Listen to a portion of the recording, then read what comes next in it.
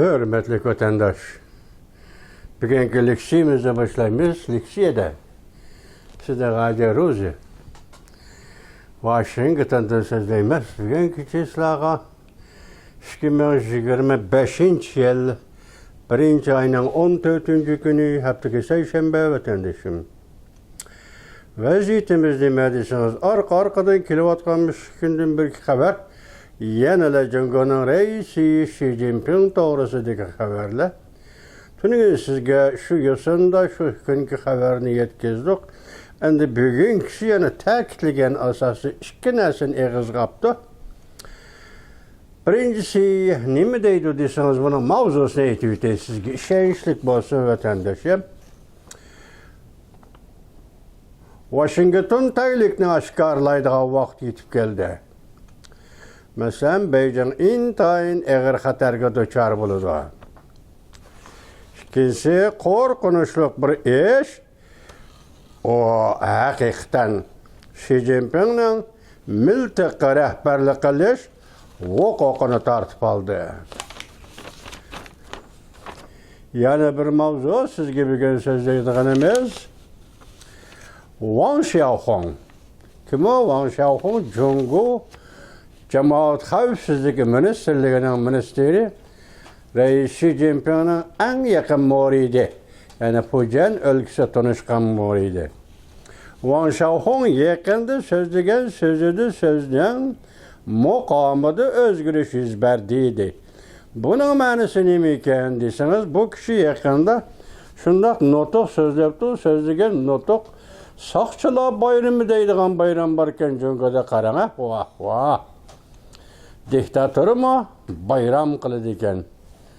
Bayram o xalqxo'ramlikni, ko'ngil ozodlikni tantana qiladigan bir holat yoki bir kun yoki shundoq bir kunda xotirlanib Jungoning soqchilari odam o'ltirishdan boshqa masalan mustamlika Uyg'uristonda yana qiladigan nima ishi bor? Mushu soqchilarning bayram desang, bayram degan so'z bilan soqchi o'tirisi tanglik yoki barobarlik belgisi qo'yilib bo'lmaydi vatandosh. Mana mushularga bugun avval biz Şu Wang Xiaohong'dan başlap bakayla bu haberimizni nima deydi desangiz mundaqkan. Wang Xiaohong'ning tahlil maqolasi kechiringlar. Bu kishi obzorchi chet elda. Chunki Kompartiya Soqchi Ministerligi to'rbeti 1. ayning 10. kuni xabar qilib bundaq ko'rsatdi. Çünkü Kompartiyasi mamlakatlik soqchi organlari va jamoat xavfsizlik soqchilari her xil shakllarda 5-navbatlik soqchilar bayramini tabriklashi kerak. Bu soqchilar bayrami xalq soqchilari bayrami deb ataladi. Nurg'unlagan soqchilarning xalq tutgan muomalasi va zulm sistemidan aytganda, xalq soqchisi bu gap ismi jismiga mos kelmaydi. Ameliyatı Jungo'nun bu kaltakçıları Jungo Kompartiyasi qo'g'daydigan Gestapo tanvijinden başka narsa emas. Bu tugidimi?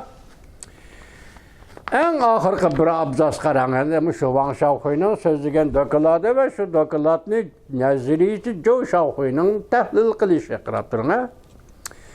Xi Jinpingning muridi mamlakat soqchi ministerligining ministri Wang Xiaohong'ning tizginlashidagi soqchi ministerligining g'ayri harakatlari aniqki 3. umumiy yig'indan keyin o'tirg'i chiqqan Xi Jinping eg'ir kasal bo'lib qopti degan so'zlarga munosabatli.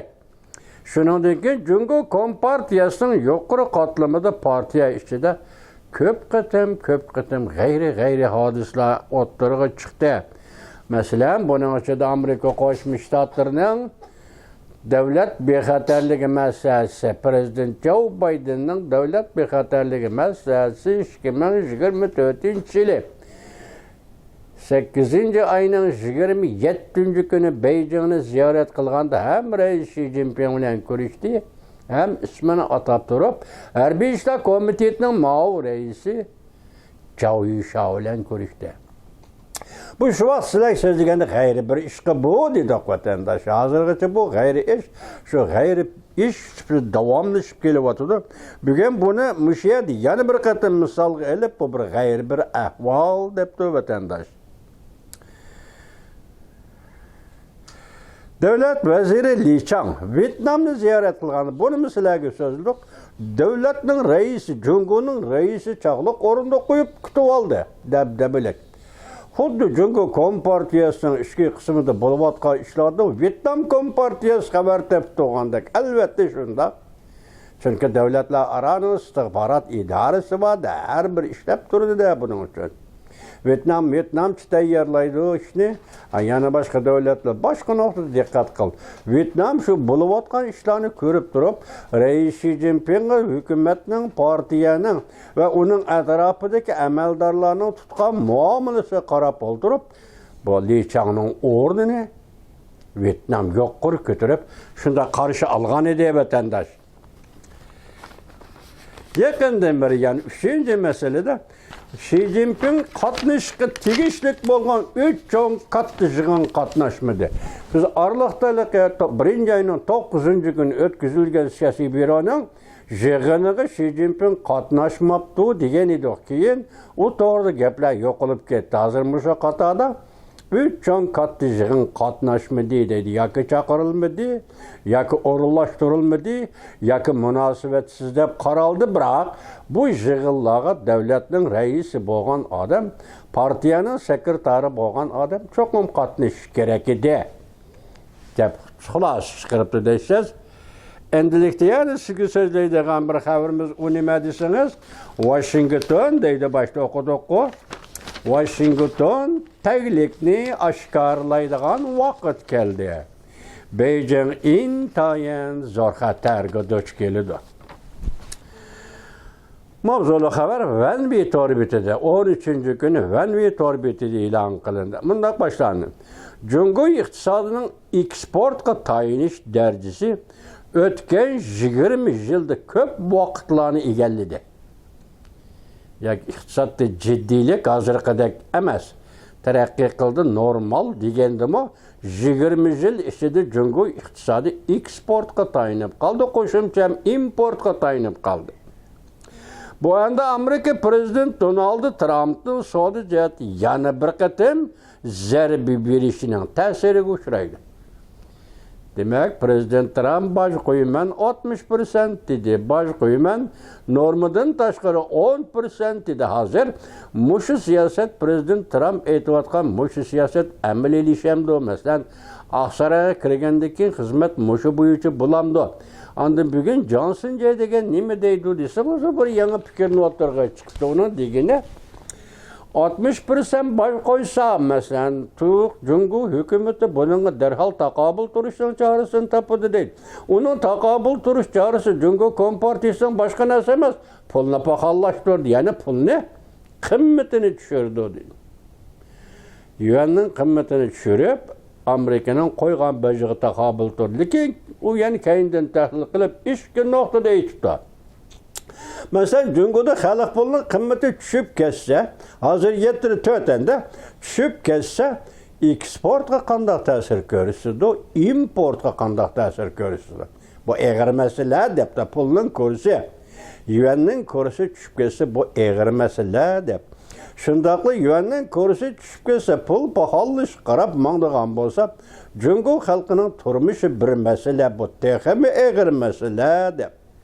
Onundaki zavodlarning, şirketlerinin taqilishi va shuningga munosabatlik ishsizlik masalasi Jungo'da eng og'ir masalaga aylanadi deb. Demak, mushuningga badal to'lash orqali Jungo iqtisodining mush shakllariga badal to'lash orqali Jungo Kompartiyasi pulni paxollashtirish, qimmatini tushirish orqali prezident Trump qo'ydigan 60%lik bojga taqobil turdi desa, foyda ziyoni to'laganmaydi deydi. Bu to'g'ri-da.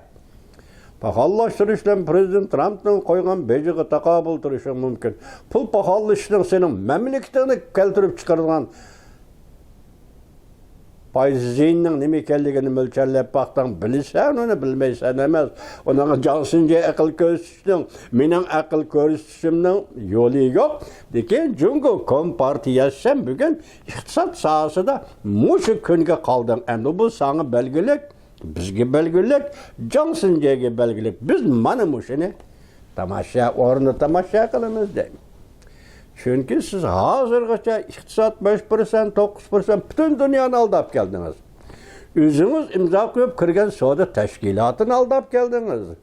Ahire andi yani bir haber dukuyor değil mi? Vatandaş bugün çoğuçu gidek bir işi mi?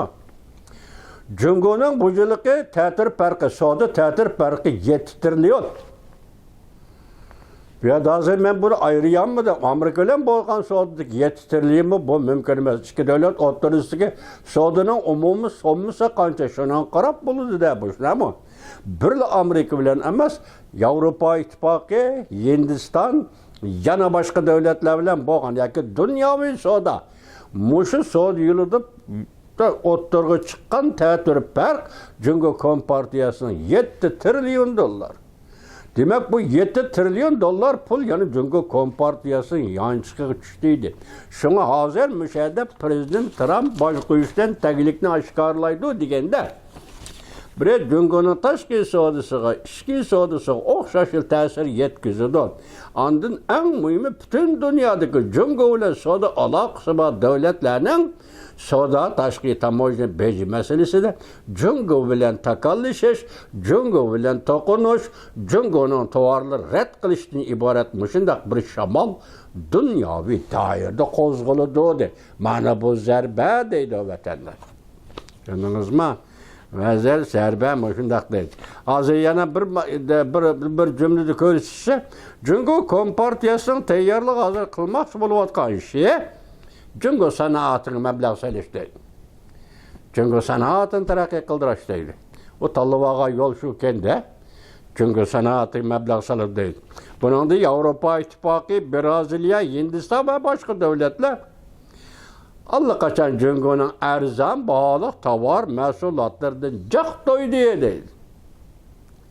Çünkü bu Cumhur'un erzan, bahalık, mal, tavar, mesulatları din cak duyuş onun erzallığı bilen bazarının kıyafeti tesir görüştür, rekabet ceryanıga tesir görüştür. Ama işlerini keltirip çıkarganlık için yokur devletler bunu cak doydu deydi. Eğer Cumhur Kompartiyası yüzden taşkı içki soğudu münasebetlerini baştan koku, mesela Amerika'nın yok kurduğu tamoydu bece koyuşunun koku başka devletlerine yetkeydiğen bolsa deydi. Bu devletlerine hem kat'i zerbe birdi. Mesela erzam, mal, tavar, kirivesi tökme kılıp sattın zerbe uçuraysan.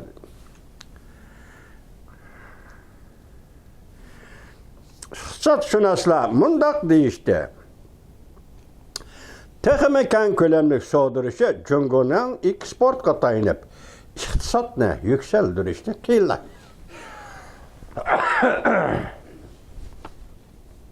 Kıyıllaştırdı. Mesela bunun da soğuduruşu Amerika'da başlandı, baş koyuldu. Demek başta ettik o, hem de başka devletlerge mekanı gidiyordu. Başka devletlerge mekanı gidiyordu. Keng kölemlik soğuduruşu o vakti Cumhur'un eksportunu çekti mi uçurttu doğdu.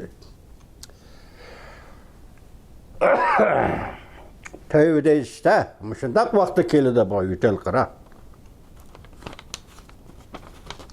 Şuna dünya başka devletler, bir Amerika mı? Başka devletler bugünkü gündü Cumhur'un var mallarını halıgança kubul kılalaydıgan, bazarga elip kireleydigan iş endi azıydı deydi. Anandaki yana bir koyulduğun sebep hazır nime boldu, işkiminci bet tügü deyende ona karaylı.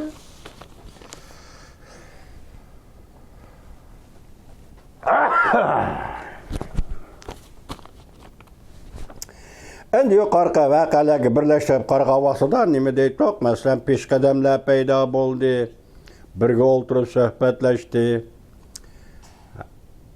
Masalan, Reis Xi Jinping deb eg'izga olmadi. Maqolalar e'lon qilindi. Yoki zarba xarakterlik maqolalar e'lon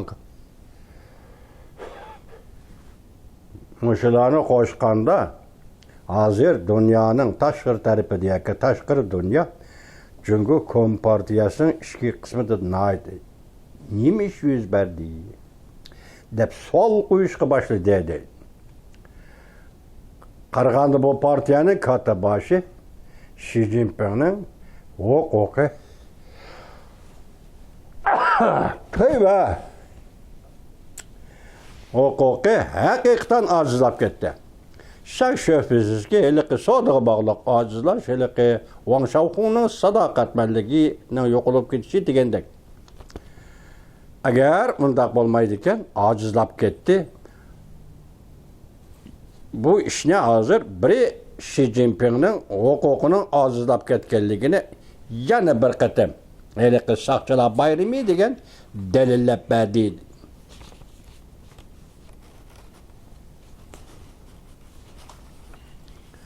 Endiki bir xabarimiz qo'rqinchli bir ish. O hakikaten Xi Jinping'nin mültaqi rahbarlik qilish huquqini tartib oldi. Buning ma'nosi nima ekan desangiz, yaqinda Jungo'ning vaziri Li Chang efendi shundoq debdimiz vatandosh.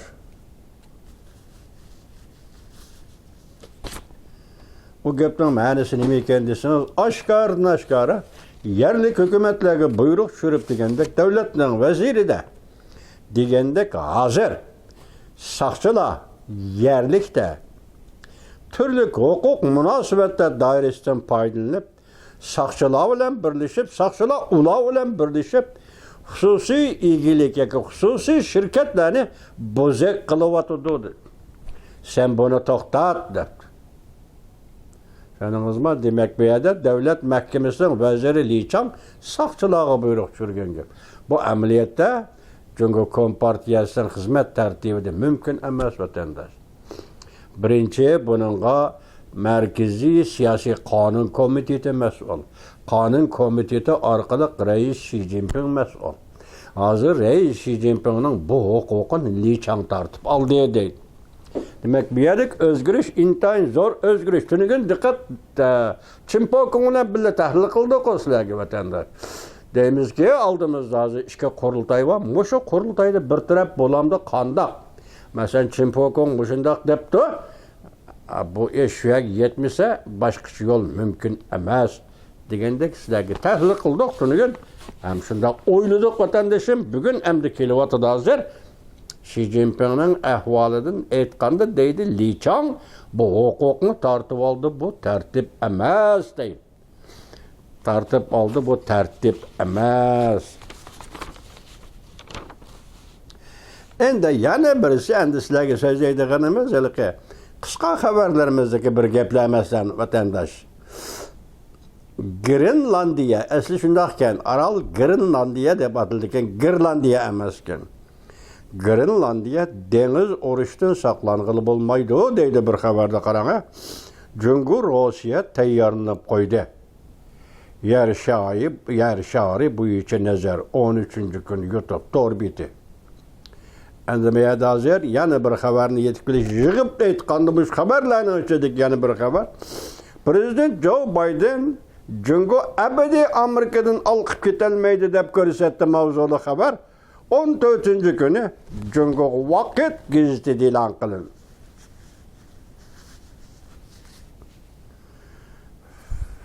Haber mundaq başlandı. Prezident Joe Biden 1. ayının 13. günü diplomatiya sahası bilan xo'shlashishganda 8 gün kaldı da. Prezident Joe Biden endi Aqsaraydan ayrıldı. Shundaq vaqtda diplomatiya sahasidagi arboblar, mayli chet elliklar bo'lsin, qatorda xo'shlashish yig'ini ochgandik. Shu yig'inda so'zlagan so'zni bir jumla so'z qildi. Çünkü Kompartiyası bak küçüp gitti Amerika'da ütüp gitmen de mengo Amerika'da ütüp gitelmeyse. Yani şu gap endi ahire 4 yıl mabeniya enindin burun başlanğan Jungo'nun Amerika'dan eşip gitmen, Amerika'nın ornu götüp Jungo'ya dünyaya zomagarlık kılman, dünyaya rehberlik kılman degen siyasetiga qo'shib turib, hem de vazifeden ayrıldıgan çağda Amerika Qo'shma Shtatlardan prezidenti Joe Biden sen Jungo Amerika'dan eşip gitmeysen, ütüp gitmeysen. bu xulasa, bu cevap. Endi hazır prezident öz karakteri bilen bunu aytdi deyli. Aldığımızdan 20. günü prezident Trump vazife öteş murasimi ötküzüdü, Aksaray'a kirdi. Meyadi yana bir haber var, o haber ne?